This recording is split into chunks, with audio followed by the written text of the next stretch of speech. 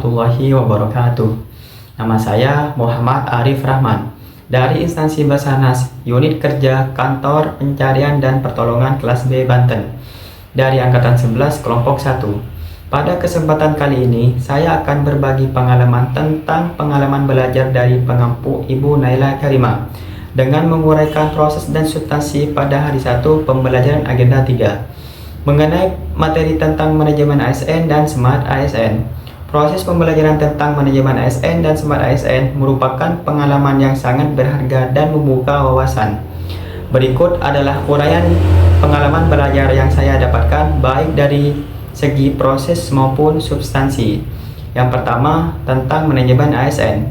Proses belajar materi manajemen ASN diawali dengan memahami kedudukan, peran, hak, dan kewajiban kita sebagai aparatur sipil negara. Materi ini disajikan secara sistematis, dimulai dari gambaran besar tentang kondisi birokrasi saat ini, lalu beralih ke konsep ideal yang diinginkan, yaitu birokrasi berkelas dunia. Bagian yang paling menarik dari proses ini adalah pendalaman konsep sistem merit. Secara garis besar, substansi pembelajarannya mencakup yang pertama, kedudukan dan peran ASN. Memahami bahwa ASN terdiri dari pegawai negeri sipil dan pegawai pemerintah dengan perjanjian kerja yang berfungsi sebagai pelaksana kebijakan publik, pelayan publik, serta perekat dan pemersatu bangsa. Selanjutnya, hak dan kewajiban. Menjelaskan hak-hak yang diterima ASN seperti gaji, tunjangan, dan jaminan pensiun, diimbangi dengan kewajiban untuk menjaga etika, menunjukkan loyalitas pada negara, dan melaksanakan tugas dengan penuh tanggung jawab. Sistem merit.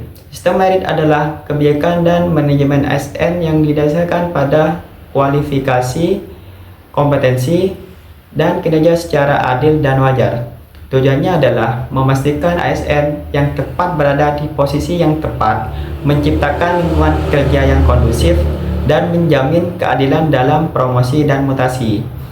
Selanjutnya, manajemen pegawai.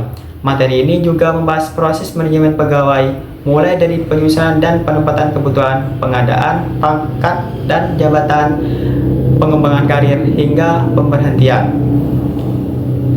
Selanjutnya, yang kedua, tentang Smart ASN.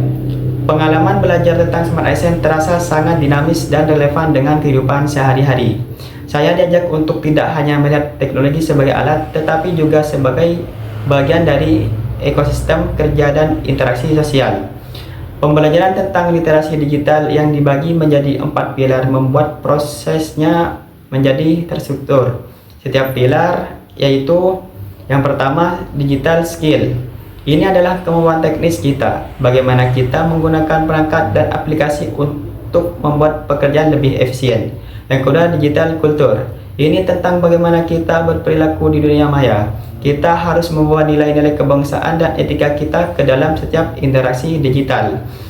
Ketiga, digital ethics. Ini adalah kompas moral kita di dunia digital. Belajar membedakan mana informasi yang benar dan mana yang hoax. Memahami bahwa setiap jejak digital kita mencerminkan diri kita sebagai ASN. Ini adalah tentang tanggung jawab. Dan yang terakhir, digital safety. Materi ini mengajarkan kita untuk selalu waspada, melindungi diri dari kejahatan cyber, dan mengamankan data-data penting. Kesimpulannya yaitu, saya menyadari bahwa manajemen ASN dan Smart ASN adalah perpaduan yang tidak bisa dipisahkan. Manajemen ASN memberikan kita fondasi integritas dan profesionalisme. Smart ASN memberikan kita sayap untuk terbang, berinovasi, dan melayani di era digital. Keduanya berpadu untuk menciptakan ASN yang berakhlak. ASN yang tidak hanya melayani, tapi juga beradaptasi dengan perubahan. ASN yang tidak hanya bekerja, tapi juga berkolaborasi. Mungkin itu saja dari saya. Kurang lebihnya mohon maaf. We are family. Afiknam, Jagat, Samagram. Wassalamualaikum warahmatullahi wabarakatuh.